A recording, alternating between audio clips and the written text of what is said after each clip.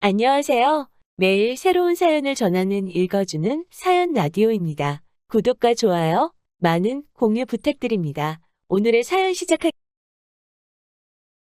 안녕하세요. 결혼한 지 이제 6개월 된 31살 여자입니다. 정말이지 이런 문제로 갈등을 겪게 될 줄은 꿈에도 생각하지 못했네요. 남편은 올해로 36이고 위로 3살 차이 나는 형이 있고요. 저한테는 5살 차이 나는 여동생이 있어요. 결혼하기 전에는 이런 일이 있을 거라는 상상도 못했어요. 이젠 이미 늦어버렸단 걸 알지만 물을 수만 있으면 물러버리고 싶은 심정입니다. 남편과 저는 직장 동료의 소개로 만난 사이예요. 저는 회계부서에서 근무하고 있었는데 부서 특성상 대부분의 동료들이 여자였어요. 27살이 되던 해부터 일을 시작했는데 해가 바뀔수록 동료 직원들이 하나둘씩 시집을 가기 시작하더라고요. 결국 우리 부서에서 저 혼자만 미혼인 상황이 되어버렸어요. 어느 날 직장에서 친하게 지내던 언니가 저한테 남자를 한 명 소개시켜준다 하더라고요. 언니도 언니의 남편을 통해서 소개시켜주는 거면서 자기가 결혼만 안 했어도 저 소개 안 시켜주고 자기가 만나봤을 거라고 호들갑을 다 떨더라고요. 저는 사실 당시 결혼에 대한 관심이 거의 없어서 크게 기대는 하지 않았는데 소개 자리에 나온 남편의 첫 인상이 너무 좋았어요. 소개시켜준 언니가 왜 그렇게 호들갑이었는지 알겠더라고요. 당시 남편은 나름 이름 있는 회사에서 경력 6년 차, 과장 진급을 앞두고 있는 사람이었어요. 제가 다니던 회사도 남편 회사 못지않게 유명한 회사였기 때문에 조건에서 서로 모자란 것이 없어서 그랬는지 본격적으로 연애를 시작한 지 얼마 뒤 남편은 저에게 청혼을 해왔어요. 비록 소박한 프로포즈였지만 기쁜 마음으로 받아들이고 그렇게 결혼 준비를 시작했어요. 그런데 생각지도 못한 일이 제 마음을 무겁게 하더라고요. 말씀드렸다시피 남편에게는 형이 한 명 있어요. 저는 사실 아주버님이 처음부터 마음에 들지 않았어요. 두 사람이 진짜 형제가 맞나 싶을 정도로 달랐거든요. 남편은 바쁜 회사 생활을 하면서도 운동도 매일 다니고 자기 관리에 철저한 반면에 아주버님은 겉으로만 봐도 운동과는 담을 쌓은 듯한 모습에 심지어 지저분하기까지 했습니다. 제가 예민한 걸 수도 있지만 그래도 동생과 결혼할 사람을 처음 만나는 자리인데 씻지도 않았는지 머리에는 기름이 잔뜩 껴있는 데다가 수염은 덥수룩한 채 무릎이 다 늘어난 추리닝 바지를 입고 나왔어요. 형이 되어서 그래도 동생과 결혼할 여자를 만나는 자리인데도 불구하고 남편이 계산한다는 말에 진짜 너가 사는 거지? 라고 말하고 그 사실을 몇 번이나 확인하고는 자기가 먹고 싶은 걸 전부 주문하더라고요. 심지어 시킨 걸 다 먹지도 않고 남기기까지 했어요. 남편에게 솔직하게 자기 오빠 사실 마음에 안 든다고 말했습니다. 성격 좋은 남편은 자기도 어렸을 때는 저런 형이 이해가 가질 않았는데 어쨌든 자기의 하나뿐인 핏줄 아니겠냐며 좋게 봐달라고 부탁해왔어요. 그래도 동생 결혼할 여자 만난다고 대전에서부터 혼자 올라오지 않았느냐 하면서 가만 보면 좋은 점이 더 많은 사람이라고 두둔하더라고요. 그 말에 당신네 오빠 날 보러 왔다기보다는 오빠가 밥 사준다는 말에 나온 거 아니야? 라고 되받아치려다 말았어요. 솔직히 남편이 형을 그렇게 챙겨준다는 게 마음에 들지 않았지만 그것보다 더 이해할 수 없었던 건 그 막장 아주버님을 향한 시어머니의 사랑이었어요. 동생인 남편이 형을 아끼는 것처럼 부모가 자식을 사랑한다는 건 당연한 일이라지만 그 정도가 너무 지나쳤다는 게 문제였어요. 결혼 이야기가 본격적으로 나오기 시작했을 때 대전으로 내려가 남편의 가족들과 함께 모여 식사를 한 자리가 있었어요.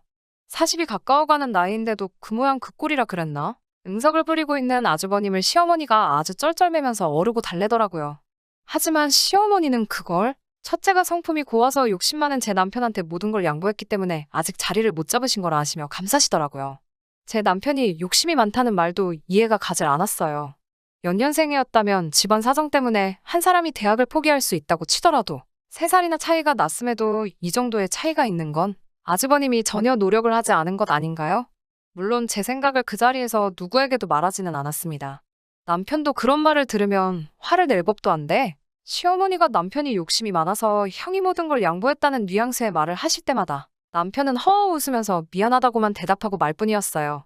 자리가 끝나면서 시어머니는 저한테 장남이 먼저 장가를 가는 게 맞는데 또 제 남편이 욕심을 부려서 결혼을 먼저 하게 되었다고 하시면서 저에게 주변에 괜찮은 여자가 있으면 소개 좀 시켜달라고 하더라고요. 그 자리에서는 알겠다고 대답했지만 제가 미쳤나요? 그런 사람 소개시켜주면 뒤에서 욕먹을 게 뻔했고 거기에 딱 봐도 혹시나 어떤 정신 나간 여자가 있어서 어쩌다 얻어 걸려 잘 되기라도 한다면 장남 먼저 장가 보낸다고 제 결혼이 미뤄질 수도 있는 판인 것 같은데 설령 진짜 저런 사람을 남편으로 받아들일 사람이 존재한다고 해도 소개시켜줄 마음은 없었어요. 남편은 회사 생활한 지도 오래됐고 그때부터 착실히 모아놓은 돈을 가지고 회사 근처에 있는 오피스텔을 전세로 가지고 있었어요. 저도 저금이 상당하기는 했지만 장남 노릇을 하고 있는 남편이 시가에 어느 정도 생활비를 보탰기 때문에 전세금을 빼고 두 사람의 돈을 합치더라도 서울에 아파트 구하기는 택도 없어 보였습니다. 시가의 생활비를 보내는 게 마음에 걸리긴 했지만 남편이 버는 돈이고 저와 결혼하면서 하던 걸 멈추라고 할 수도 없는 노릇이라 각자의 월급에서 150씩은 각자 자유롭게 관여하지 않고 쓸 수 있도록 하고 나머지 금액은 대출금 및 생활비나 공동으로 나가는 통장을 따로 만들어 관리하기로 했어요. 신혼집은 출퇴근 거리가 멀어지기는 하겠지만 서울을 조금 벗어나더라도 대중교통이 잘 되어 있는 곳을 알아보고 있었습니다. 그런데 어느 날 시어머니한테 연락이 왔어요. 아파트를 서울이 아닌 곳에 알아보고 있다는 소식을 듣고 전화했다고 하셨고 목소리는 조금 격앙되어 계신 것 같았습니다. 시어머니는 무리를 해서라도 서울에다가 집을 얻으라고 하시더라고요. 여차저차해서 서울에 무리해서 집을 구하려고 하면 대출을 그만큼 더 끼게 된다고. 그렇게 되면 저희들 저금에 이것저것 다 계산해보면 시댁에 드리는 생활비도 못 드릴 수도 있다고 말씀드렸어요. 그 말에 시어머니는 되보네? 그렇지. 생활비는 줄이면 안 되지. 라고 말하시면서 그러면 좀 더 머리를 써서 서울에 집을 구할 방법을 알아보라고 하시더군요. 너나 우리 아들이나 둘 다 똑똑하고 배운 사람들 아니냐면서요.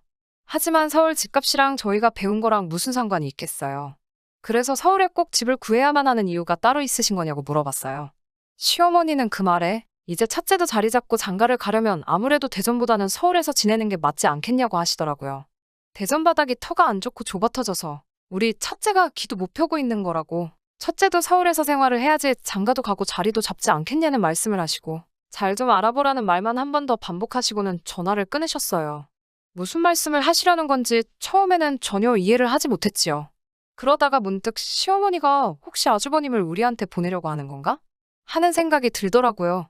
당장의 저녁에 남편을 만나 시어머니가 이런 말을 하셨는데 혹시 시어머니가 아주버님을 우리 신혼집으로 보내려고 계획하고 계시는 거냐고 물어봤어요. 남편은 아니라고 대답했지만 난감한 표정으로 어쩔 줄 몰라 하고 있더라고요. 원체 거짓말도 잘 못하는 사람인지라 제게 뭔가를 숨기고 있다는 게 전부 표가 났어요. 당연히 저는 그 자리에서 뒤집어졌죠. 무슨 결혼도 하기도 전에 시부모 봉양하는 것도 아니고 40살 다 돼가는 아주버님 뒷바라지 하면서 살 일이 있냐고요. 미리 말 못해서 미안하다는 남편의 말에 이게 미안하다고 넘어갈 일이냐고 악을 바락바락 질렀습니다. 결국에는 저를 설득시키지 못한 남편은 제 편을 들어줬어요. 반쪽짜리 해결이긴 했지만 말이죠. 아주버님은 남편의 전셋집에서 혼자 살기로 했고 저희는 제가 알아본 대로 경기권으로 서울에서 조금 멀리 신혼집을 차리게 되었어요. 그 과정에서 대출을 엄청 많이 받아야 했지만 그건 아주버님을 독립시켜준 만큼 시가에 보내는 생활비에서 줄이기로 했고 아주버님도 남편 전셋집에서 사는 건 딱 1년만 시간을 주기로 했어요. 1년이 지나면 전세금은 가차없이 빼기로 했고 경우에 따라서는 대출이자의 일부를 아주버님이 내는 조건이었어요. 꽤나 손해보는 것 하나 없이 둥글둥글하게 넘어간 것 같지만 사실 그렇지 않았어요. 시어머니가 아주버님을 보통 아끼시는 게 아니잖아요. 그 와중에 제가 아주버님 앞길을 막고 형제의 우애를 파괴하는 아주 나쁜 여자가 되어버렸죠. 하지만 저는 상관없었어요. 시간은 대전이라 거리가 있는 편이고 정 뭐하면 안 보고 살겠다는 생각도 하고 있었고 절충해서 해결하기는 했지만 남편도 무조건 시댁에 얽매여 사는 사람처럼 보이진 않았기 때문이에요. 그렇게 아주버님과 시어머니를 제외한 모든 사람의 축복 속에서 저희는 결혼식을 올렸어요. 안 보고 살면 별일 없을 거라 생각한 게 저의 불찰이었어요. 제가 너무 쉽게 생각했었나 봐요. 얼마 전 일이에요. 유학가 있던 제 친여동생이 졸업을 하고 한국으로 돌아왔어요. 직장까지 그쪽에서 잡고 싶어 했는데 세계적으로 시국이 이렇다 보니 취직 시장도 열리지 않아서 결국 귀국하게 되었네요. 한국에서 직장을 알아보며 자리를 잡기 위해 돌아오자마자부터 열심히였죠.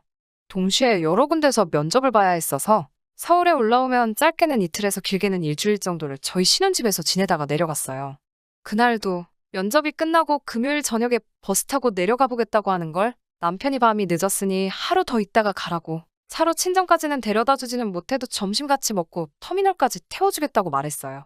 신혼집에 처가해서 손님 와 있는 것도 번거로울 텐데 그런 것까지 세세하게 신경 써주니 괜히 더 고맙더라고요. 다음날 점심쯤에 모여서 나가려고 하는데 시어머니가 예고도 없이 대전에서 올라오셔서 저희 신혼집 문을 두들기시더군요. 예고 없는 방문에 깜짝 놀라서 문을 열어드렸지요. 시어머니는 제 여동생을 위아래로 훑어보더니 얘는 누구니? 라고 물어보시더라고요. 시어머니께 제 여동생이고 유학가 있다가 졸업하고 얼마 전에 돌아왔다고 설명해드렸습니다. 저한테 평소에도 불만을 가지고 계신 건 아셨지만 처음 보는 제 여동생 앞에서 대뜸 저에게 잔소리를 퍼부으시더라고요.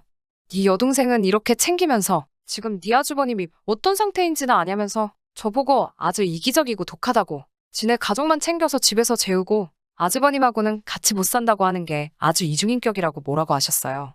실제로 여동생이 신혼집에서 얼마나 짧게 있었던 간에 주기적으로 머물다가 가는 건 사실이었기 때문에 시어머니 말이 틀린 부분이 없지만은 않아서 아무 말도 못하고 있었어요. 남편은 시어머니 말에 형한테 무슨 일이 생겼냐고 걱정하듯이 물어봤고, 여동생과 점심 먹으러 가기로 한 건 어쩔 수 없어서 상황 봐서 터미널에다가 내려만 주기라도 하려고 제 여동생과 시어머니를 함께 태우고 아주버님네로 향했어요. 그런데 아주버님네로 향하는 차 안에서 뭔가 이상하다는 생각이 들더라고요. 아주버님, 신변에 무슨 일이 생기면 우리 집에 와서 뭐라고 하실 게 아니라 그쪽에 먼저 가 계시고 우리를 전화로 부르는 게 맞지 않았었나 싶더라고요. 머지않아 아주버님이 살고 있던 오피스텔에 도착했을 때 제 예상이 적중했다는 걸 깨달았습니다. 아주 처음 만났을 때랑 똑같이 무릎이 다 늘어난 추리닝 차림으로 밖으로 기어나오더라고요. 아주버님은 차 뒷자리에 앉은 시어머니 옆에 탔고, 타자마자 시어머니는 아주버님에게 아주 얼굴이 반쪽이 됐다면서 연신 우리 아들을 부르며 아주버님 얼굴을 무슨 떡 주무르듯이 만지더라고요. 남편이 무슨 큰일이 생겼다고 들었는데 괜찮은 거냐고 물어봤는데 아주버님은 무슨 소린가 못 알아듣겠다는 듯이 고개를 갸우뚱했어요. 시어머니가 대신 대답을 했죠. 너만 잘 살면 되는 거냐면서 가까이 사는 가족이 어찌 남보다도 못하냐고 화를 내시더군요. 너네 형은 라면만 먹으면서 하루를 버티는데 연락 한 번 안 하고 지내고 니들이 진짜 형제가 맞냐고 한마디 하시더라고요. 아주버님이 시어머님께 먹을 게 없다고 투정이라도 한 것 같은데 시어머니는 그 말에 아주버님이 아주 굶고 있는 줄 알고 그 길로 대전에서 저희 신혼집까지 올라오신 거고요. 올라오신 이유는 아주버님 걱정이 아니라 그걸 핑계로 저희한테 잔소리를 하시려는 거였고요. 그 일만 생각해도 짜증이 나서 머리가 터져버릴 것 같은데 진짜 문제는 그 이후부터였어요. 차를 타고 식당으로 가는 길에도 식당에서 식사를 하면서도 거슬릴 정도로 아주버님이 제 여동생에게 이것저것 질문을 하더라고요. 그런데 아주버님이 제 여동생을 대하는 말투가 여태 저에게는 한 번도 보여준 적 없는 상냥한 말투였어요. 그래도 설마 했는데 그날 저녁에 아주버님한테 재수씨 잘 들어갔어? 하고 문자가 한 통 왔어요. 안부 연락이라고는 결혼 준비하면서 신혼살림 차린 여지껏 내내 한번 해온 적 없는 사람이 뜬금없이 연락을 해오니 기분이 나빠서 일부러 씹고 대답을 안 했어요. 그러고 있으니 한참 있다가 몸이 달았는지 사돈 처녀는 잘 들어갔는지 궁금해서 연락을 했다고 하더라고요. 그 말에 기분이 나빠서 대번에 남편을 불러서 문자를 보여주며 당신네 오빠 미친 거 아니냐고, 이거 지금 내 여동생한테 작업 거는 거 아니냐고 기분 나쁘다는 식으로 한마디 했어요. 항상 제 입장에서 생각해주고 제 편이 되어주는 남편이었지만 이번만큼은 저의 기우라고, 아무리 자기네 형이 변변찮은 사람이지만 그래도 경우는 있는 사람이라고 그것만큼은 절대 아닐 거라고 자기 형의 편을 들어주고 거기에 또 저한테는 말이 너무 심했다는 식으로 이야기하더라고요. 아주 미치고 팔짝 뛰겠습니다. 이제 26 먹은 대학교 갓 졸업한 여동생이라서 그런지 더 걱정도 돼요. 두 사람이 뭐 어떻게 잘 될 거라고 생각하지는 않지만 이번에는 남편도 저를 도와줄 생각이 없어 보여서요. 그냥 아주버님한테 그만하라고 한마디만 해주면 될걸. 끝까지 아니라고 형을 믿어달라고 하는데 저도 더 이야기하고 싶지 않아서 혼자 전전긍긍하다가 이렇게 사연 보내봅니다. 시어머니가 유난스러운 건 둘째 치더라도 진짜 괜히 결혼했나 싶을 정도로 정신적으로 스트레스 받고 힘이 드네요. 여러분 생각에도 남편 말처럼 제가 너무 깊게 생각하는 걸까요? 도무지 어떻게 해야 할지 모르겠습니다. 오랜만이에요. 얼마 전 사연 보냈던 쓰니입니다. 후기 같이 한번 보내드립니다. 제가 첫 사연 보낸 지도 벌써 2달이 넘어가네요. 그간 아주 크고 작은 사건들이 많았어요. 일단 아주버님이 제 동생한테 관심이 있는 건 제 예상이 맞았어요. 정말 어떻게 알았는지 제 여동생한테 언제부터인가 개인적으로 연락을 했다고 하더라고요. 다가오는 제 생일날 깜짝 파티를 해주고 싶다는 식으로 아무것도 모르는 제 여동생을 꿰어내서 밖에서 처음 만남을 가졌었나 봐요. 여동생은 아무래도 상대가 제 아주버님이다 보니 싫다고도 내색도 못하고 그렇게 몇 번을 밖에서 만났나 봐요. 불편함을 견디다 못해 저한테 도와달라고 연락을 해왔어요. 다행히도 무슨 일을 당한 건 아니고 맨날 틈날 때마다 카톡 보내고 밖에서 만나자고 하고 아주 죽겠다고 했어요. 남편한테 당장에 이 사실을 말했죠. 아니라고 잡아떼던 남편도 여동생이 그렇게 말하니 얼굴색이 바뀌더라고요. 그렇게 아끼던 형이었는데 대번에 욕을 하면서 이 자식을 가만두지를 않겠다고 길길이 날뛰며 그 길로 곧바로 저와 함께 아주버님이 사는 집으로 향했어요. 아주버님은 나와보라는 전화를 받고 심상치 않은 분위기를 눈치챈 건지 밖에 나올 생각을 안 하더라고요. 그래서 신랑하고 집 안으로 문 따고 들어갔어요. 바보같이 비밀번호도 안 바꾸고 그냥 살고 있더군요. 문을 열었더니 온 집안에 악취가 진동을 하고 있고 아주 난장판이 되어 있었어요. 남편이 혼자 살 적에는 정말 필요한 것만 있고 항상 남편 스킨향기랑 샤워실 냄새가 섞여서 좋은 냄새가 나고 깔끔하게 정리되어 있는 방이었는데 지금은 바닥에 쓰레기가 널브러져 있고 벽지는 그 위에 라면을 쏟은 건지 얼룩덜룩하고 아주 집 상태가 말이 아니었어요. 저희를 보자마자 어떻게 들어왔냐고 이거 지금 무단 침입이라고 경찰을 부르겠다 으름장이더라고요. 신랑이 아직 전셋집 자기 이름으로 되어 있는 거 모르냐고 말하고 집은 또 왜 이렇게 개꼬라지를 만들어놨냐고 한마디를 했어요. 전세금 뺄 때 원상복귀를 해놔야 하는데 아직 직장도 못 구한 사람이 무슨 돈으로 물어줄 거냐고 다그쳤어요. 아주버님이 남편한테 대놓고 야이 멍청아라고 부르고서 너가 아직 세상 물정을 모른다고 하더라고요. 이런 경우는 거의 민사로 진행이 돼서 소송비 부담 때문에 보통 집주인이 자기 돈 주고 고친다고 하더라고요. 그 말을 듣자마자 남편이 아주버님 얼굴을 한 대 올려붙였어요. 동생한테 한 대 맞은 아주버님이 많이 놀란 듯 보였지만 오히려 그 자리에서 제가 더 놀랐어요. 남편이 그 정도까지 할 거라고는 저도 상상도 못했거든요. 아무 말도 못하는 아주버님을 앞에다 두고 남편이 적당히 형님 대접해주면 모범은 못 돼도 도움은 되려고라도 해야지. 아주 나를 이혼당하게 하려고 작정을 한 거냐고 소리치더군요. 그리고 우리 처제한테도 연락할 생각 하지도 말라고. 지금은 이 정도로 끝나는데 앞으로 처제한테서 형 관련된 이야기가 한 번이라도 더 나오는 날에는 그때는 형이고 뭐고 이 정도로 끝나지는 않을 테니까 궁금하면 어디 한번 해보라고 소리를 바락바락 질렀어요. 아주버님은 남편한테 맞은 자리를 부여잡고 아무 말도 못하고 있었고 남편은 다음 주에 와서 확인할 거니까 집도 원상복구 해놓으라고 하고 저를 데리고 밖으로 나왔습니다.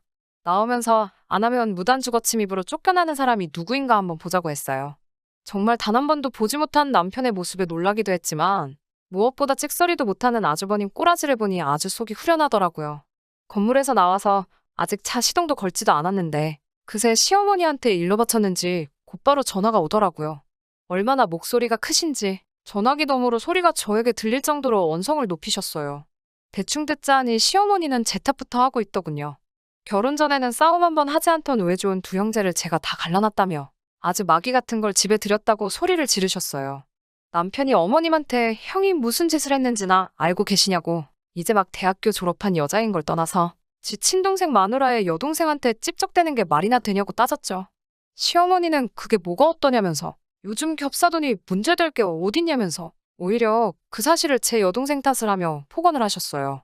유학 다녀와서 여기저기 아무렇게나 굴러먹던 애라서 저의 사주로 둘 사이를 갈라놓으려 아주버님한테 먼저 꼬리를 친 게 분명하다는 식으로 말을 하더군요. 남편이 그 말에 아주 엄마도 제정신이 아니라고 말하면서 정상적인 사람이면 그딴 자식한테 꼬리칠 여자가 세상 천지에 어디 있겠냐고 나이 40 처먹고 집도 절도 직장도 없이 동생 살던 집에 얹혀 사는 게 가축이지 사람이냐고 그딴 식으로 형편만 들 거면 평생 엄마가 끼고 살라고 자기와는 이제 연 끊고 살자고 딱 말하고 전화를 끊어버리더라고요. 그 다음 주에 집 정리를 해놨나 보러 갔더니 집은 치워놓지 않고 아주버님은 짐 싸서 시가로 내뺀 것 같아요. 저희 돈을 들여서라도 집은 수리해놓고 전세금을 빼서 대출금을 갚으려고 합니다. 남편과는 앞으로 시댁에서 진심으로 사과하는 그날까지 아무런 교류 없이 남으로 지내겠다고 이야기했어요. 그 후에 따로 연락은 없었는데 시어머니한테서 남편이 보통 용돈을 붙이는 5일에 전화를 한 통 하시더라고요.